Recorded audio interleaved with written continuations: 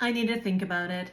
Today's version of sales karaoke is not about what to say, but how to say it. The objection we're handling today is I need to think about it. And this is normal. People do need to think about it. But sometimes it isn't a sign of interest. Sometimes they're just fobbing you off. So we want to kind of differentiate between, well, are they actually interested and are they going to think about something that is really relevant? Or are they just being kind to us and saying no and they will ghost us? We need to determine that in the sales call. So, how do you respond in a way where you're not going to come across as rude, mean, overly inquisitive, and pushy? Once again, body language matters. Tone matters. So immediately you will soften that tone. I need to think about it. Most people might go like, well, what is it that you need to think about?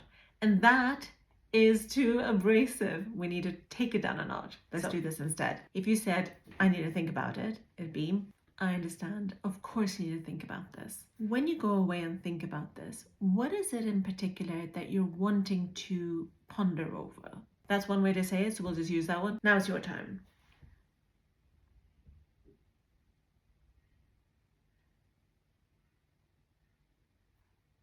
We'll do that again. So the tone needs to go into inquisitive. You want to be a little bit more softer. And the way I do this is I'm feeling it.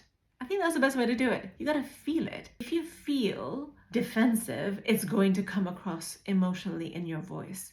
So ask yourself, well, what is she going to think about?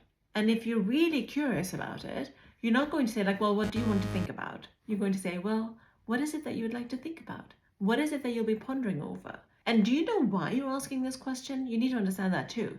The reason you're asking this is because if they're going to be pondering over something that they don't have the information about, you need to give them that information. This question is valid.